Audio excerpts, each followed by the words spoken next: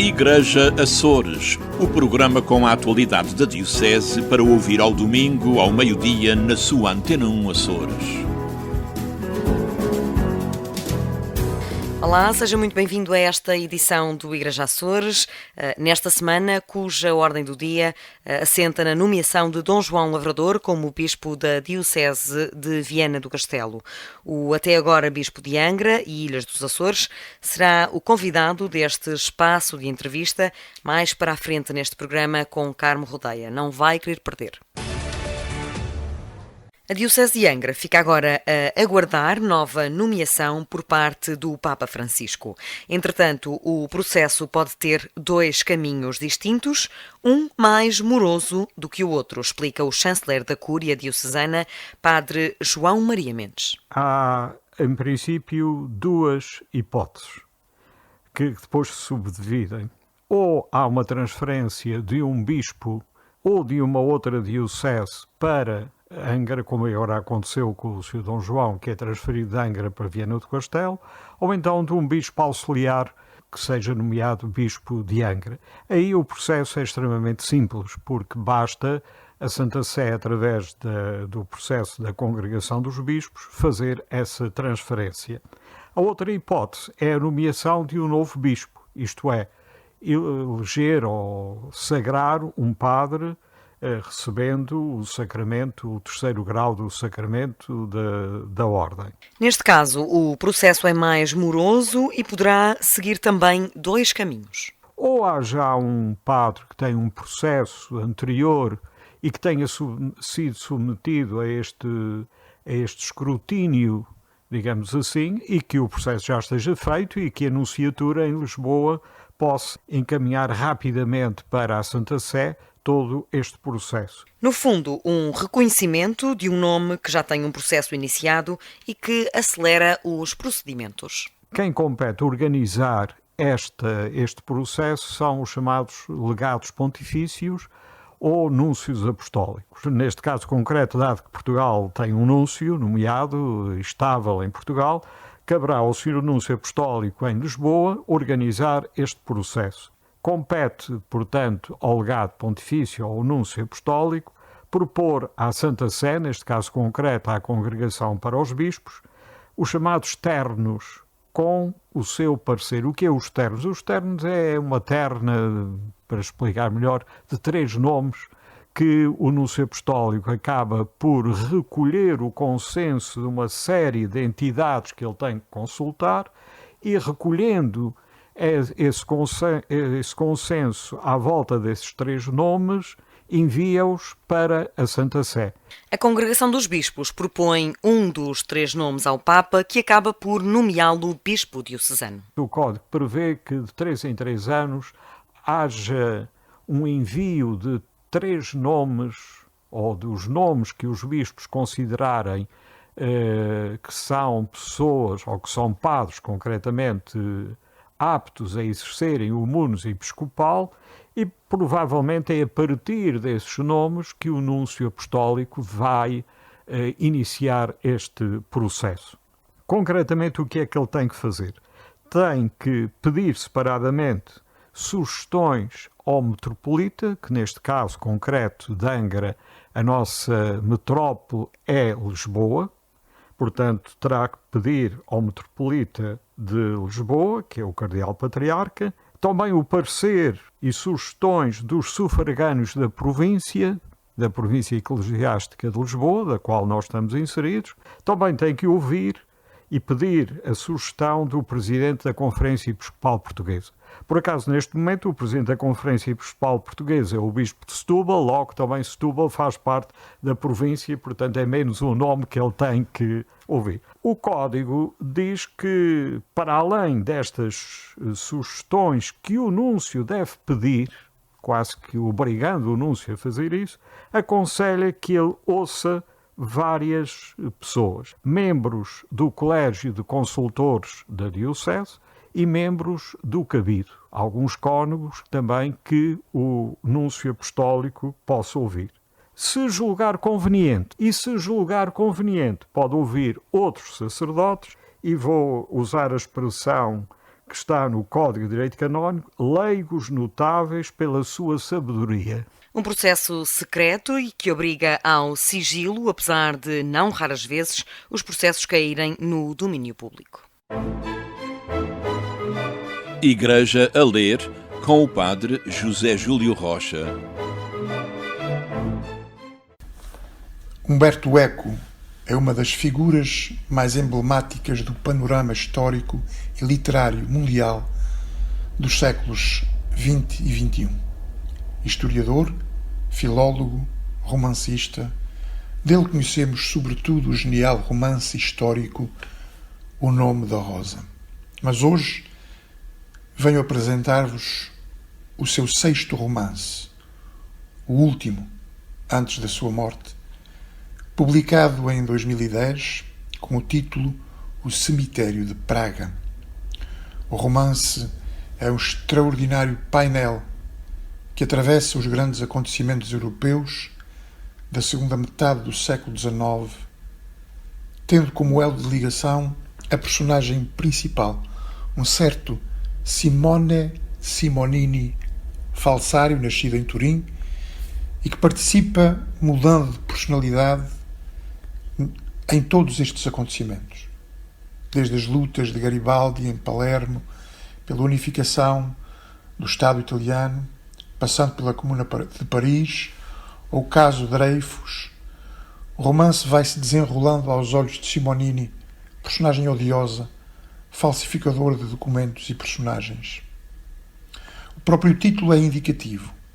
Refere-se ao cemitério judeu de Praga, onde, de acordo com os protocolos dos sábios de Sião, se terão reunido judeus de todos os quadrantes para urdirem uma conspiração para dominar o mundo. Essa é uma das maiores e mais falsas teorias da conspiração da história, com consequências brutais, tais como o Holocausto nazi. O antissemitismo, as guerras entre jesuítas e maçons, etc., são apenas exemplos de como as teorias da conspiração e as falsificações da verdade podem mudar a história e ter consequências catastróficas. A parte mais romanceada desse romance histórico é exatamente o facto de que Simone Simonini participa em todas essas falsificações, ajudando a criar ambientes brutais de guerra e de terror, muitos deles baseados apenas em falsificações. Uma das qualidades de Humberto Eco é precisamente contar a história com uma tremenda precisão, de historiador como ele é, mas também com uma vida que só um romance pode oferecer. Entre Vistas, com o padre Teodoro Medeiros. Only Murders in the Building, que é como quem diz, apenas homicídios do prédio, é uma série da plataforma Hulu estreada recentemente e da qual um novo episódio é lançado a cada quarta-feira. Os habitantes das histórias de detetives têm aqui a oportunidade para pôr os cérebros a funcionar enquanto tentam descortinar quem baleou um dos habitantes de um luxuoso condomínio nova-iorquino. Neste caso, os investigadores não são profissionais, mas dois homens maduros, representados por Steve Martin e Martin Short, e uma rapariga, a atriz Selena Gomez, grupo que tem em comum o habitar no mesmo edifício. Apesar do tema sério, assiste-se aqui quase uma comédia de enganos. Estes curiosos aplicam-se muito na sua demanda, mas caem várias vezes no ridículo e mudam de suspeito com a maior das facilidades. O célebre cantor Sting aparece em nome próprio como suspeito do crime. A entrevista que lhe é feita caracteriza a sua imagem pública com uma destreza que justifica por si só toda a série. Enquanto se desenrola a ação, é-nos dado a conhecer de perto estes personagens excêntricos, os seus segredos, os seus problemas, as suas aspirações, e dilata-se o espaço para um previsível que, sem dúvida, vai ser introduzido mais adiante. Junte-se que o trio se esmera para registar as suas investigações num podcast que é sobretudo fonte de humilhação, e temos uma receita original para diluir a seriedade em que se tornou a nossa vida ultimamente. Only Murders in the Building é um produto divertido, feito por pessoas que se divertem enquanto o fazem, e o resultado é muito satisfatório. Boa visão e um santo domingo para todos.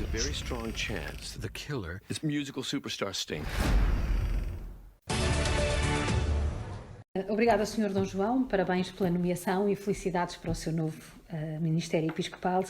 5 dias depois da sua nova nomeação, em que a poeira já assentou mais, que sentimentos é que o invadem? Eu não sei se a poeira já assentou, não é? Ou se ainda vai estar no ar mais algum tempo. Em primeiro lugar, agradeço muito esta possibilidade de me dirigir através da rádio para a Diocese e para todos aqueles que nos vão ouvir, e, portanto, um abraço muito amigo a todos e, sobretudo, sublinhar a riqueza que foi sempre até hoje, no meu ministério aqui em Angra, o facto de poder contar com este programa realmente de 8 em 8 dias e podemos contactar ou poder comunicar com as pessoas a mensagem que aquilo que é Diocese no dia-a-dia e naquilo que mais relevante vai tendo para levar como notícia e como mensagem a todos os açorianos, aqui ou na diáspora. Portanto, quero dar essa palavra. O sentimento, em primeiro lugar, eu quero dizer com muito sentido, eu agora estava-me a enculturar, como eu disse logo quando eu cheguei, dizia que queria aprender, queria me enculturar, queria ser um cidadão açoriano. Cidadão. Já se sente um cidadão açoriano? Agora que eu estava a realmente sentir-me, digo isto com toda a verdade, tenho esta surpresa. E, portanto, foi com muita surpresa. Claro que não ponho de parte que há uns tempos esta parte havia muitos rumores já no ar, ao qual eu nunca dei muito crédito, porque eu disse isso até publicamente, eu não ando por rumores, eu ando por aquilo que o Papa realmente, que é aquele que manda e que pode dizer o que é que a Igreja pretende de cada um, mas agora chegou realmente o momento de o Santo Padre me solicitar, ou de me nomear para uma Igreja Irmã, e por isso, surpresa, naturalmente, sinto aquele sentimento de desapego, de alguma maneira, que nos fere, não é? Porque também vamos criando relação, ainda dizia há poucos dias também, para a comunicação social, que nós somos humanos, temos afeto e o tempo vai-nos realmente alimentando este afeto, não é? E, portanto, dentro da Diocese, desde sacerdotes, diáconos, leigos, religiosos, religiosas, começa-se a criar realmente um elan e uma partilha também afetiva, que agora, naturalmente, não se vai perder, porque é curioso, porque a amizade, o afeto permanece mesmo para além da realidade física, mas é de alguma maneira ferida, há aqui uma transição muito grande, não é?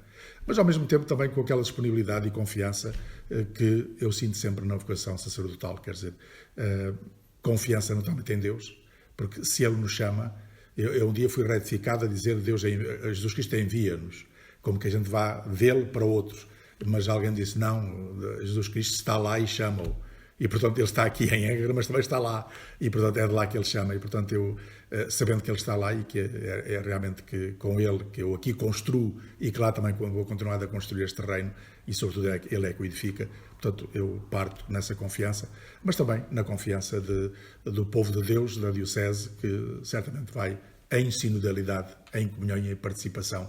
Vamos continuar esta obra de evangelização que, de uma igreja jovem, sou o 5º bispo, vou suceder a um professor meu e ao mesmo tempo meu colega e muito, muito meu amigo, o Dom Anacleto, que nunca pensaria que teria essa graça de lhe suceder, portanto vou também nesse sentido. Portanto, este misto, neste momento é um misto de sentimentos que nos invadem e por isso confio muito na graça de Deus para poder agora desempenhar as novas funções. Novas funções não, são as mesmas funções, mas num contexto diferente, realmente a Diocese de Viana do Castelo, não é? Penso que está claro que o senhor gostou de estar nos Açores.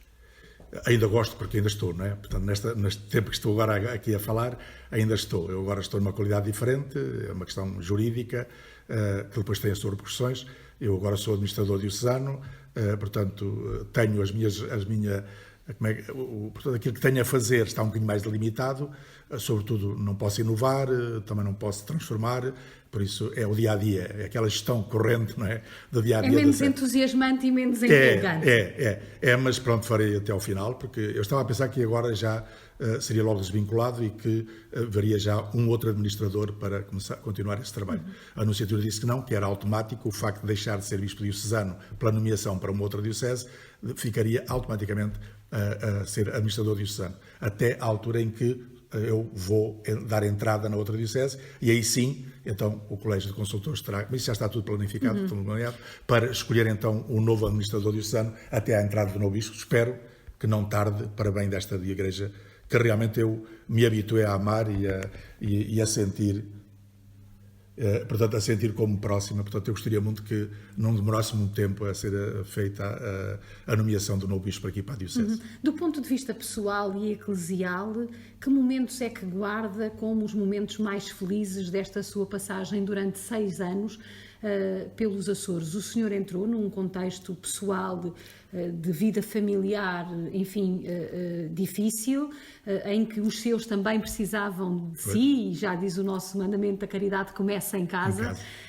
Não é? Portanto, fez esse sacrifício de ir para mais de 1.600 quilómetros de distância, teve um momento de gratidão, porque acompanhou logo a Virgem Peregrina nas deslocações às várias ilhas, e isso também lhe permitiu tomar o pulso, digamos assim, à diocese. O que é que guarda como o maior momento de felicidade e até talvez também de maior desgaste? Não, eu quase diria, quer dizer, eu não tenho assim um momento, há aqui uma continuidade, não é?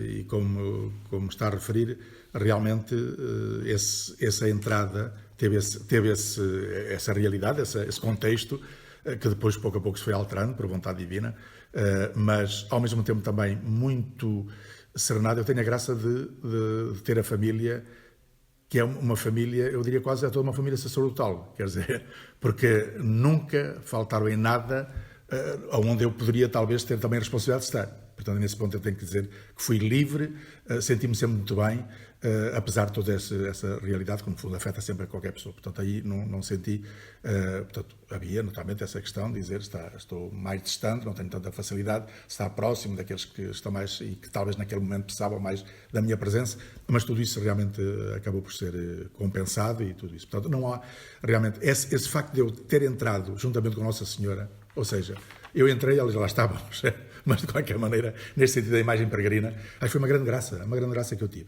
porque eu percorri a diocese, quase toda a diocese, ficaram só algumas paróquias, porque na altura tive que ir para o continente por causa do retiro dos bispos, mas que depois já acabei por ir noutras circunstâncias, e depois logo a seguir eu quis realmente passar por todas as paróquias com a celebração do Crisma, porque queria realmente, de alguma maneira, conhecer a melhor realidade dos Açores. E daí até agora... Uma realidade que o senhor disse logo desde o início que era muito própria. Sentiu que agarrou essa realidade e que estava chegou a conhecer eu penso que sim, realidade. Eu penso que sim. Agora tinha a consciência que estava a agarrá-la. Estava a agarrá-la porque estava a conhecer os meandros culturais, não é? Estava a conhecer os meandros de gestão mesmo pública, não é? De governo, de autarquias, por aí fora. Estava agora a conhecer, e eu penso que agora começava a conhecer a alma que eu chamo a alma, até dos próprios sacerdotes.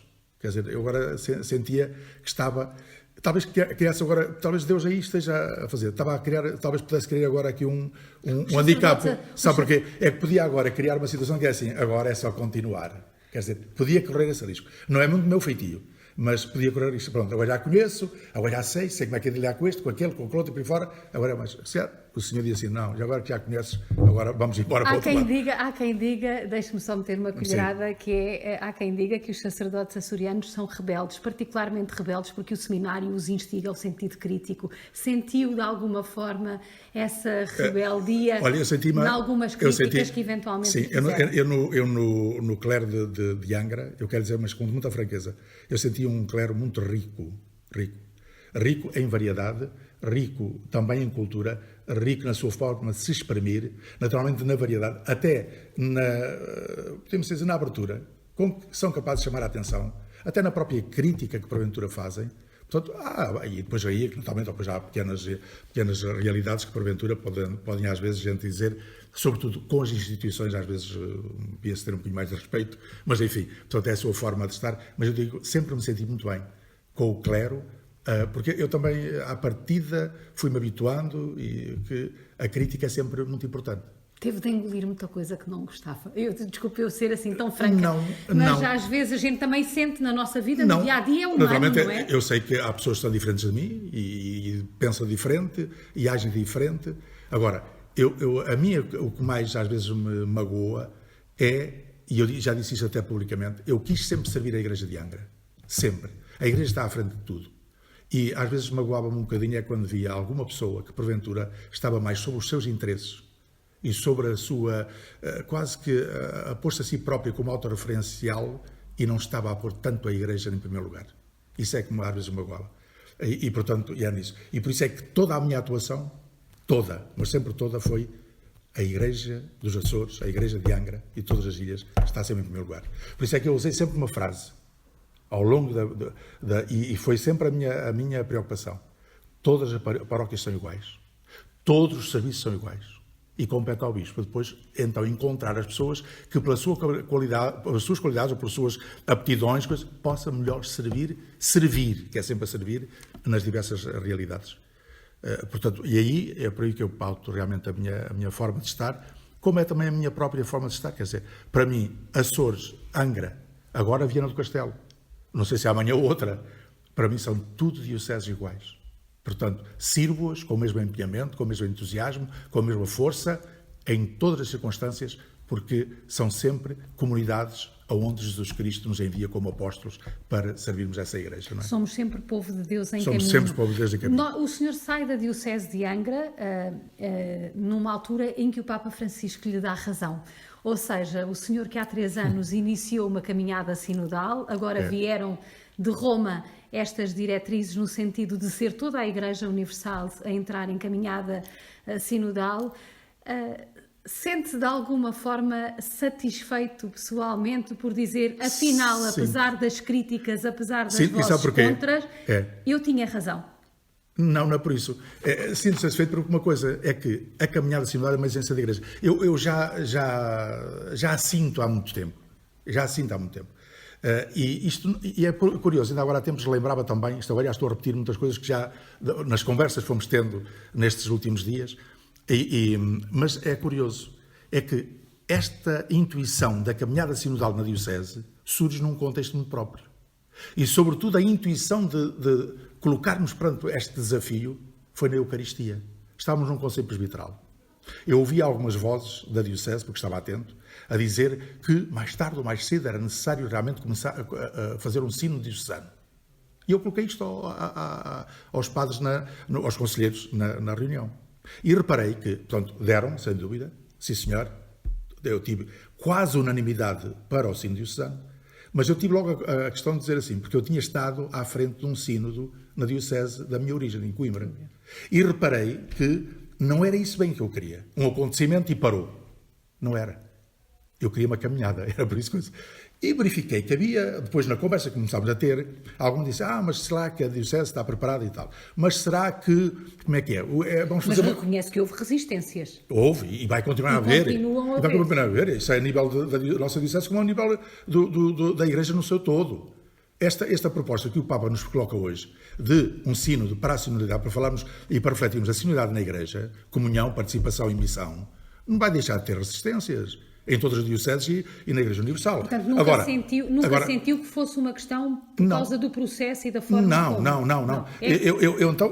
O que eu verifiquei é que... Então, eu comecei a pensar e disse assim, como é que nós podemos dar resposta a esta questão que está aqui, que é latente e que realmente até as pessoas querem, talvez até para ajudar as pessoas a caminharem, porque isto é uma caminhada, por isso é que se chama caminhada. A gente começa num princípio, vai progredindo e vai aprendendo à medida que vai caminhando e por aí fora. Portanto, agora sabemos para onde é que nos dirigimos. Portanto, a caminhada sabe para onde é que se dirige. Isso é que é o mais importante.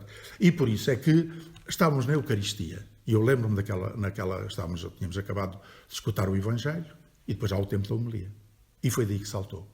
Saltou e disse, meus amigos, eu convido toda a Igreja diocesana a iniciarmos uma caminhada sinodal em que vamos provocar em todos os batizados que participem ativamente na Igreja, a partir da sua participação na Eucaristia, como membros ativos, a vivermos a comunhão e a corresponsabilizarmos pela missão.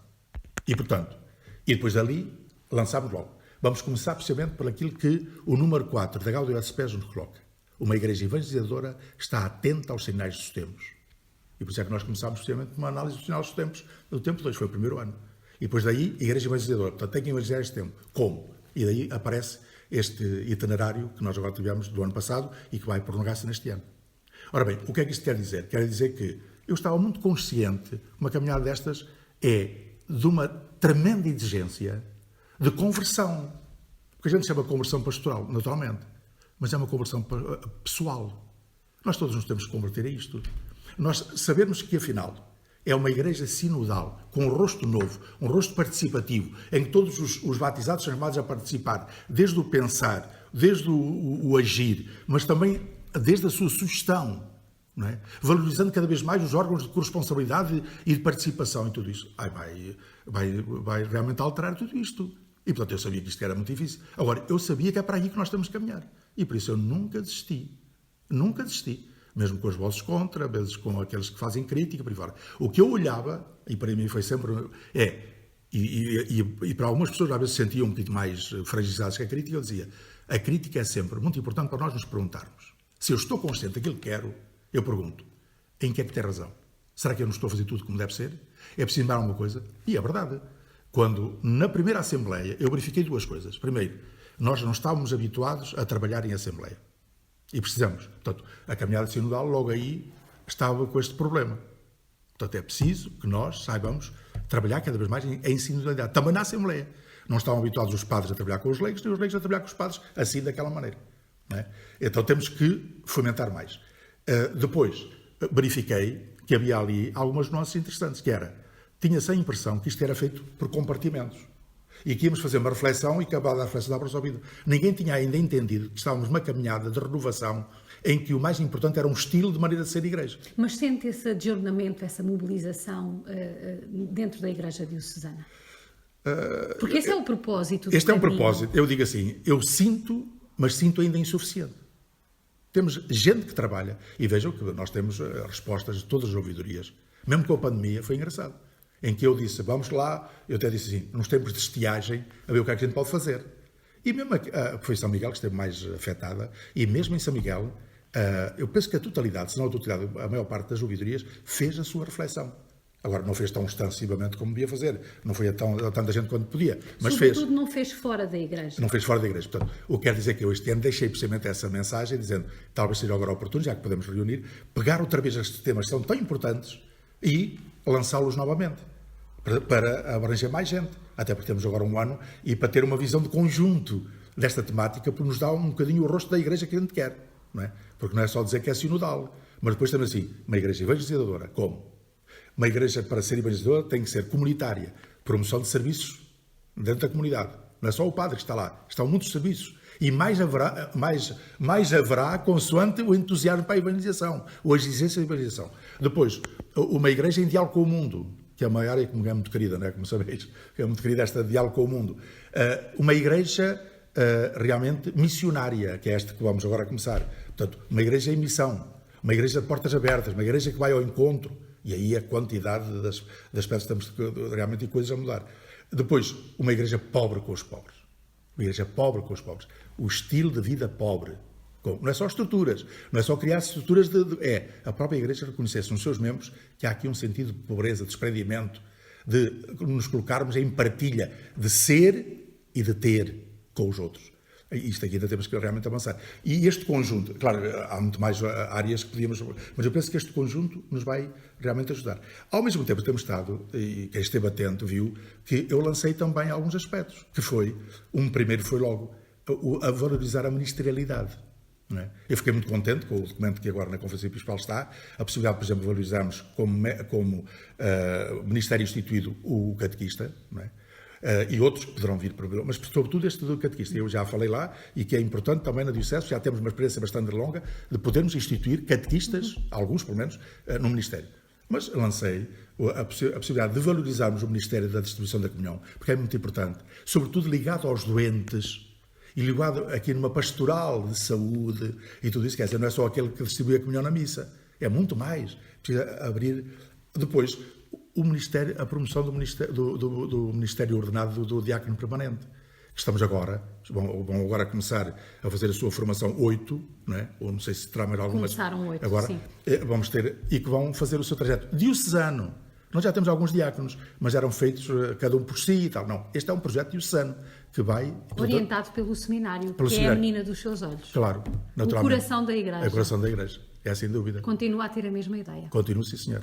E ainda agora lhes disse que, e tenho defendido, porque eu sei que há, naturalmente, por ignorância, por maledicência, como quiserem, e tudo isso. Agora, eu ainda há pouco tempo disse, perante o seminário, o que ele é, o que eu agradeço aos padres que estão no seminário, a resistência, a coragem e por aí fora, o que eu agradeço de termos um seminário na nossa diocese, porque é bastante reconhecido pelos outras dioceses, pelos outros bispos e por outras comunidades, e era bom que talvez a gente o reconhecesse.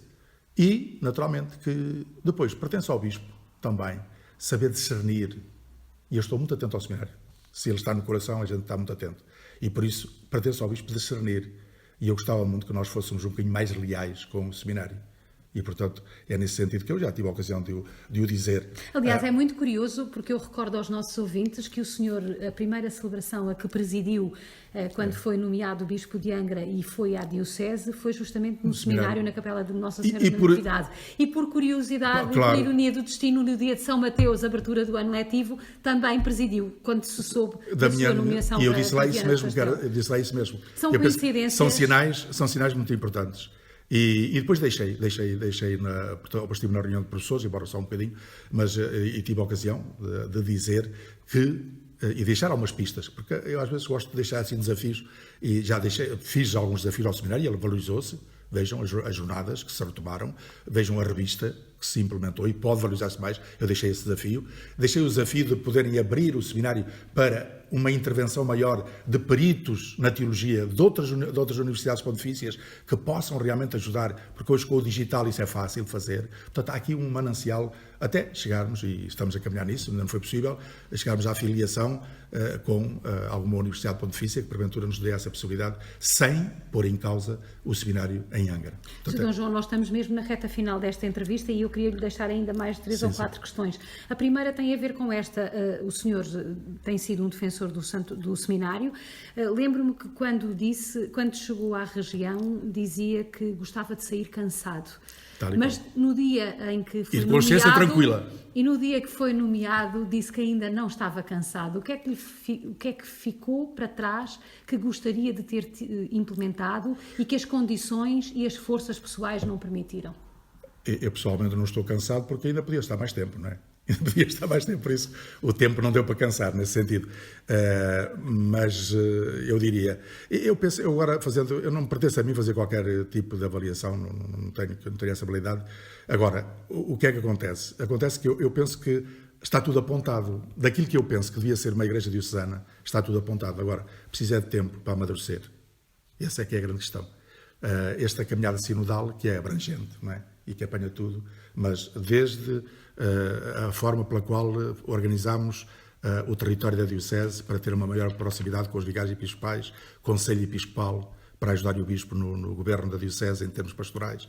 Depois, toda esta questão, naturalmente já falámos do seminário, mas também tudo o que é esta promoção dos ministérios, portanto, depois tudo o que foi a valorização do clero, através das jornadas, através das recoleções, através dos retiros, por aí fora, através das próprias celebrações da renovação das promessas sacerdotais, que é importantíssima para os padres e tal. Portanto, tudo isto realmente tem a sua... É preciso ser, de alguma maneira, agora amadurecido em todas as áreas que realmente nós procuramos, portanto, até depois os diversos setores da vida pastoral, a pastoral universitária, que é tão importante na vida do coisa e que é preciso também continuar a fazer a promoção da pastoral universitária. Depois, tantas outras áreas, quer dizer, que a gente agora podíamos continuar. Eu penso que apanhámos e procurei, no fundo, isto está muito presente na minha carta pastoral, que eu fiz no final das visitas pastorais, que eu tive da primeira ronda que tive, que comuniquei à Diocese aquilo que vi e aquilo que a partir dali eu senti que era preciso valorizar em todos os âmbitos da vida da Diocese. Portanto, no fundo, é tudo isto, não é? Com este caderno de encargos... Começámos agora a abrir para os 500 anos, eu já sabia que não era eu, porque aí sabia bem que não era eu que estava nos 500 anos da Diocese, porque a idade não me ia permitir, mas já ficou a Comissão Histórica para elaborar a história da Diocese constituída, homologada, e penso que está bem constituída, depois haverá outras pessoas que também irão colaborar. Portanto, eu penso que aqui agora há toda uma questão. Agora, também tenho a consciência que a Igreja é um povo de Deus peregrino, que tem um horizonte, que é a Pátria Celeste, sem dúvida dos mais. E é esta caminhada contínua que nunca está acabada. Portanto, isso eu tenho a consciência. Eu olho sempre para aquela passagem do Evangelho, não é? Oh, servo inútil, fizeste o que podias, não é nada a coisa. Fiz. Eu tenho a consciência, porque eu disse que gostaria de sair cansado e de consciência tranquila. Com este caderno de encargos, Sr. Dom João, eu tenho que lhe fazer esta pergunta, que a esta hora toda a gente já está em casa a perguntar e ela não pergunta. Já tem um perfil para o seu sucessor? Na sua cabeça? Já o comunicou a alguém? Não tenho, e também, provavelmente é possível que me perguntem por nomes, é natural, isso é natural. Ainda não perguntaram? Não. Eu espero que, deve ser agora para a semana, ou para aqui, eu penso que a anunciatura não vai demorar muito tempo agora a fazer. Não vai demorar um ano? Espero que não. Agora, isso significa que podemos ter um bispo auxiliar nomeado para os Açores, senão o processo de consulta será maior e mais longo. Um bispo auxiliar? Como? Nomeado bispo titular da Diocese, dos atuais. Dos auxiliares, eu não sei, não tenho a mínima ideia, também ainda não tive contato com ninguém, às vezes há uns ou outros que porventura podem começar, mas nada, nem de ninguém, nem de nada, nem eu tenho neste momento qualquer perfil delineado, nem nada disso, quer dizer, na altura própria, certamente me porei em oração, que é como eu faço sempre, ponho-me em oração, ponho-me sob a escuta do Espírito, há algum tempo de discernimento, para que realmente o Espírito me vá dizendo mais ou menos daquele, daquela outra pessoas. Para quando chegar à altura de lhe perguntarem. E nessa altura que me perguntarem, então eu poder dizer aqueles que eu acho que porventura poderiam ser as pessoas para ali, mas certamente vão perguntar a outros bispos, e vão perguntar a leigos, e vão perguntar a tudo. Portanto, agora, o que é bom é a gente colocar o bem da Igreja Diocesana acima de tudo. Acima de tudo. Portanto, que a Diocese esteja acima de tudo, e que o bem da Diocese seja acima de tudo. E atenção, eu diria... de tudo aquilo que foi o meu trabalho ao longo destes tempos, procurei realmente tocar em todas as áreas da vida da Diocese, naturalmente, mas o que vier não tem que seguir o que eu estava a fazer. Portanto, ele é livre de poder seguir, não é? Portanto, agora, porque eu tenho a minha forma de ser pessoal, naturalmente eu procuro seguir o que a Igreja pede, estou muito atento àquilo que a Igreja hoje exige para a evangelização, sobretudo o perfil do sacerdote. Por isso é que eu tive muita pena não poder fazer o Conselho Presbiteral, mas foi adiado 2 vezes por causa da pandemia, agora a última cancelado por causa da minha nomeação.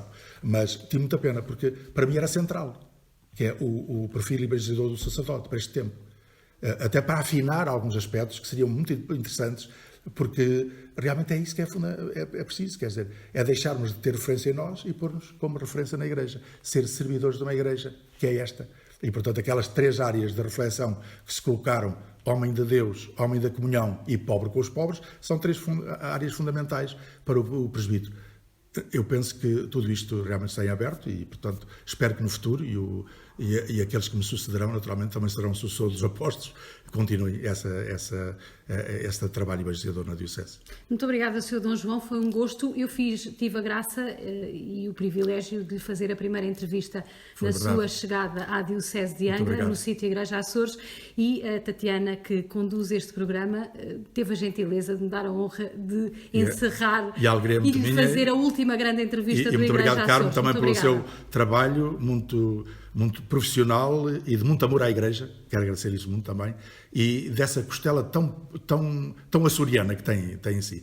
Quero agradecer muito, porque eu sei que ama muito a Igreja de Angra e dos Ilhas dos Açores, e quero também agradecer, e à Tatiana também, e a todos os que estão no secretariado ou no serviço diocesano, o Padre Ricardo e outros, e porque há outros que estão espalhados. O Padre José da Encarnação e há outros que são colaboradores que estão nas várias ilhas. Portanto, a todos eu quero muito agradecer também pela colaboração e pelo bem que tem feito a Igreja, na nossa Igreja de Angra. Continuamos ao serviço. Obrigada. Muito obrigado. Igreja Açores, o programa com a atualidade da Diocese para ouvir ao domingo, ao meio-dia, na sua Antena 1 Açores.